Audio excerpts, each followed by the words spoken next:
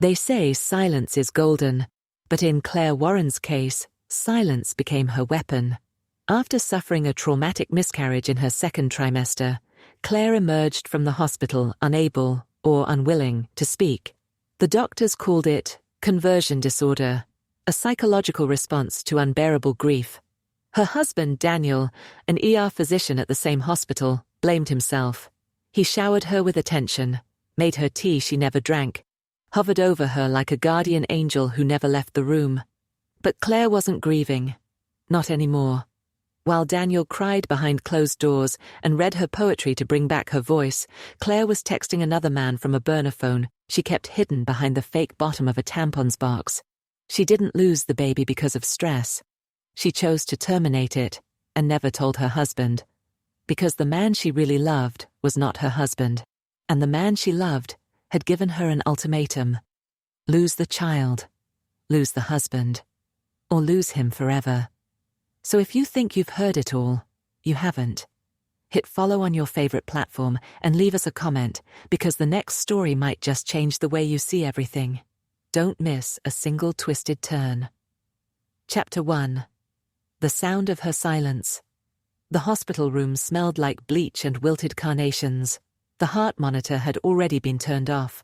The crib beside the bed sat empty, untouched. There was no infant, no crying, no birth certificate. Just Claire, propped up on the hospital bed, like a porcelain statue with a vacant stare and dry lips that hadn't moved in 42 hours. Daniel hadn't left the room since the surgery. He barely slept. He refused to take his shift at the ER and told his boss to dock his pay if needed. His wife, his Claire, was broken. And for the first time in his adult life, he didn't know how to fix something. "Claire," he whispered, crouching beside her bed like a priest at confession. "I'm here. I'm not going anywhere." No response. "Do you remember the lake house, when you dropped the champagne in the canoe and I jumped in like a lunatic to grab it?"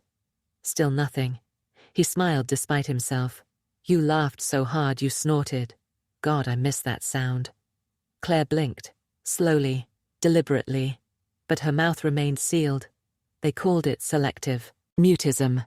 The psychologist on rotation had explained how trauma could shut the brain down in ways even science struggled to understand. It wasn't that she couldn't speak, it was that she wouldn't. And in Daniel's grief-blind mind, that meant one thing. He had to love her harder. 3 weeks later, Claire sat in her wheelchair beneath the big bay window at home, sunlight casting geometric shapes across the hardwood floor. Daniel had filled the house with quiet things. No loud music, no TV, just classical piano playing softly in the background. He blended her smoothies, cut her sandwiches into hearts, made her laugh with old photos she couldn't acknowledge. Her silence deepened his guilt. He had been on call the night she started bleeding. He missed her calls, ignored the 911 texts, thought it was just another stress-induced false alarm. He got home 6 hours later to find her collapsed in the bathroom, blood seeping across the white tile like a spreading ink blot. She almost died. He had failed her. Now he kept a log of everything: what she ate, how many words she wrote on her little whiteboard, how many times she blinked in response to yes or no. Her muteness became his obsession, her healing, his mission. But Claire didn't want healing. Claire wanted out. Out of this marriage. Out of this suburban prison. Out of this carefully curated life of casserole dishes, Pinterest walls, and forced intimacy with a man who no longer thrilled her. She wanted him, Lucas, her Pilates instructor, her lover, her escape plan. She'd met Lucas 6 months earlier at a boutique gym in the city. He was 9 years younger, tattooed, soft-spoken, and dangerous in all the ways Daniel wasn't. Their flirtation escalated fast. One day she stayed after class. The next, they were naked in the sauna. 2 months into the affair, she missed her period. She told Lucas the truth, that she was pregnant. He didn't yell. He didn't panic. He just leaned close and whispered, "You know what you have to do." Daniel didn't notice the burner phone for weeks. Claire was meticulous. She charged it at night while he was asleep, deleting every text after reading it. The phone stayed in the linen closet, taped to the inside of a detergent box. Lucas had taught her that. Hide it where no man wants to look.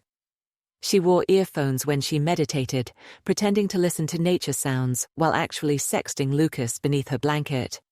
She even took videos, silent ones, her eyes saying more than any scream.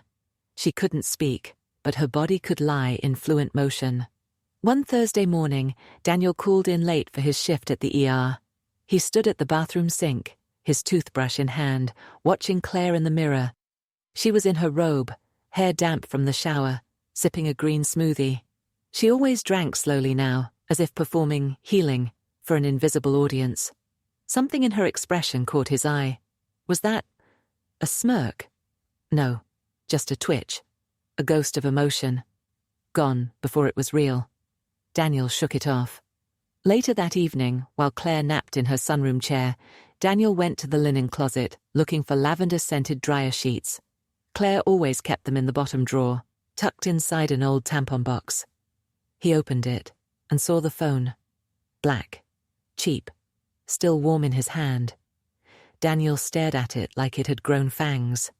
Then he closed the door, quietly, carefully. He walked back to the bedroom, phone in hand. Claire was still asleep. He unlocked the screen. No password. And there they were, dozens of texts. I miss your mouth. I watched our video again last night. You're mine now. He'll never know unless you screw up. Did you take care of it yet?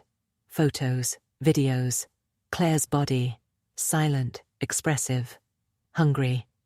A memory hit him like a tidal wave. Claire, just weeks before the miscarriage, telling him she felt disconnected, asking odd questions about abortion clinics out of state.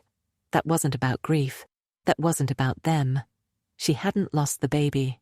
She'd ended it. For him. For this man. Daniel sat in the dark, the phone trembling in his hand. The Claire he was loving back to life was never broken. She was playing him. Claire awoke to find a single note beside her pillow. I'm working overnight. Don't wait up. Love you. She blinked at the paper, tilted her head. Her instinct told her something was off. Daniel always kissed her forehead. Always. She checked the linen closet. The phone was gone. Her throat went dry.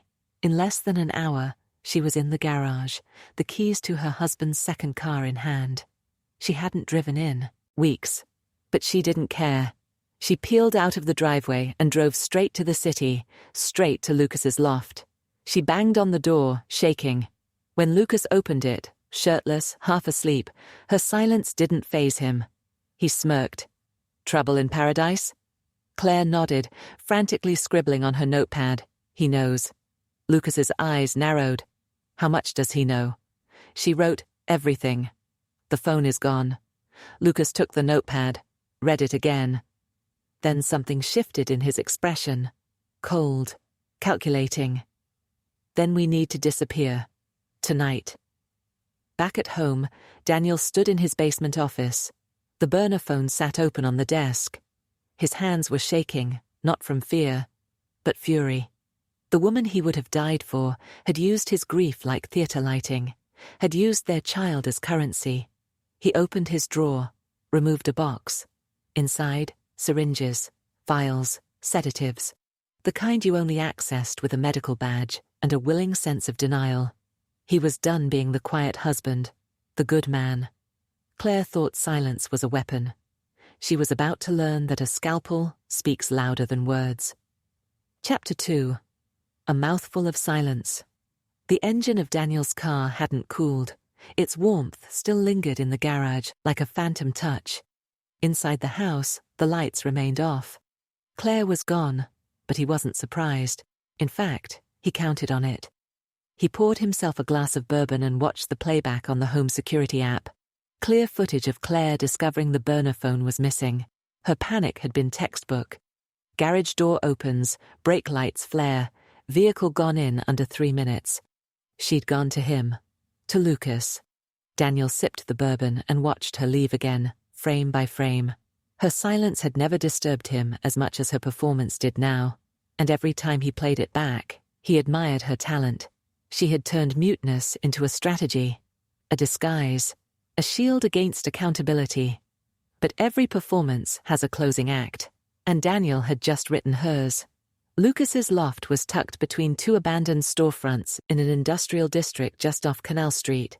It was the kind of place where screams would be mistaken for city noise, and missing people were just another Tuesday. Claire had always hated the area. Too raw, too unfiltered. But it made sense that Lucas would nest in decay.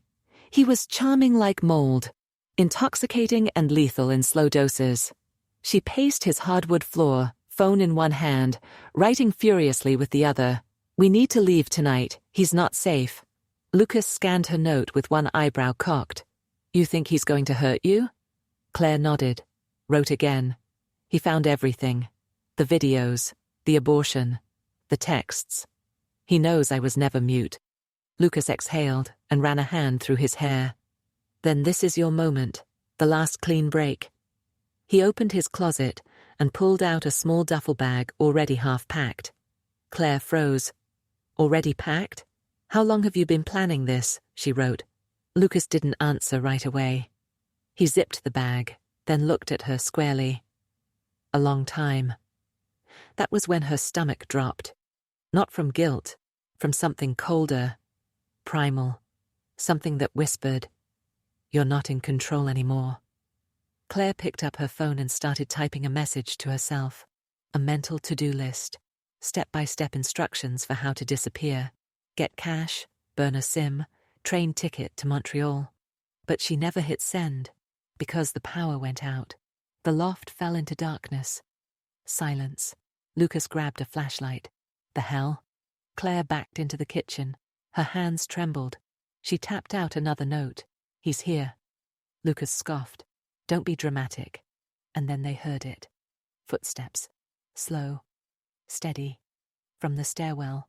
Daniel moved with surgical precision. He wore black, gloves. No phone. Just a pocket full of things that didn't belong to him. Lucas's gym keycard, lifted from Claire's bag, a vial of ketamine, and a set of syringes packed in a sealed bag marked discard. He stepped into the hallway. 3rd floor, 2 doors down. No cameras. His heart pounded with mechanical calm, that familiar clarity he'd felt in med school during his first cadaver dissection. The body had no secrets if you knew where to look. Claire had underestimated him. Lucas had misread him. And now it was his turn to be the conductor. He stopped at the door. Listened. Inside, whispers. Barely audible, but close enough. He removed a small vial, filled the syringe, and tapped the air bubbles out. A perfectly silent operation. Then he knocked. 3 times. Lucas reached for the kitchen knife. Claire froze. The knock had been too polite, too measured. Lucas stepped toward the door. "Who is it?" he asked. No answer. Another knock. Same rhythm. Claire grabbed a wine bottle. Her legs shook. Lucas unlocked the chain and cracked the door. And that was when Daniel struck. A burst of movement, a jab to the neck. Lucas gasped. The syringe slid in clean. Claire screamed, but no sound came out. She watched as Lucas stumbled backward, grabbing at his throat, eyes rolling. His body convulsed, then slumped to the floor like a marionette with cut strings. Daniel stepped inside. Calm. Casual. He looked at Claire. "Found your voice yet?" She backed into the corner, fingers flying across her notepad. "Please, don't. I'll do anything." Daniel smiled. "I know." He walked over to Lucas's unconscious body, rolled him onto his side. "No airway obstruction," he muttered. "Good muscle tone. He'll live. For now." Claire's hands shook. "What do you want from me?" He knelt down in front of her, took her chin in his gloved hand. His voice softened. "I want to know who you are, because the woman I married is dead, and I want to meet the one who replaced her." Claire didn't answer. She couldn't. Not because of trauma, because she was afraid if she spoke now, the illusion would truly die. Daniel bound Lucas's hands with surgical tape, tight, then moved to the kitchen, sterilized a wine opener, and returned. He handed it to Claire. "Open his mouth." She froze. Tears welled in her eyes. "What are you doing?" An exercise, Daniel whispered.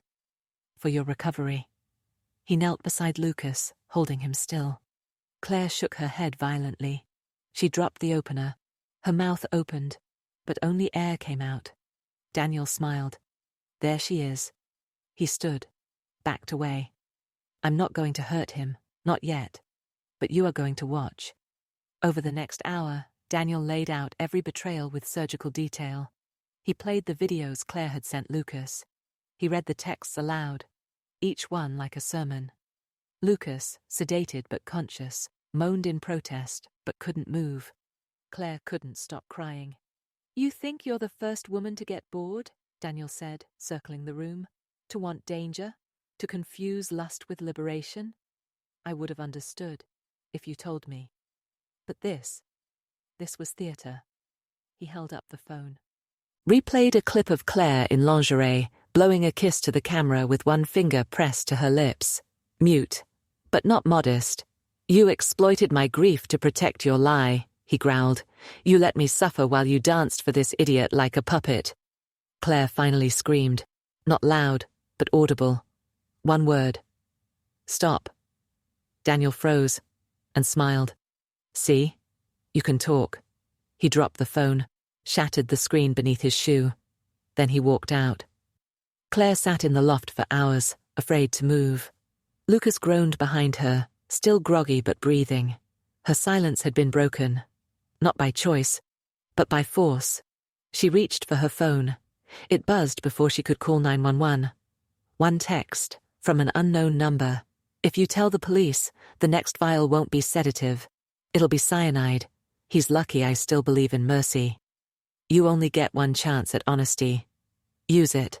Below it, an attachment, a photo. Their wedding day, her veil blowing in the wind. Daniel's hand on her waist. His eyes, now clearly, unmistakably, watching. 1 week later, Claire gave a televised interview. Her voice quivered as she sat beside Daniel on a morning news show, thanking the community for their support. Her miscarriage, she said, had led to a temporary psychological break, one she had now overcome through the unwavering love of her husband. She smiled. He smiled back. They looked perfect. Until the camera panned away, and her hand, resting on his thigh, subtly tapped one word in Morse code. Help.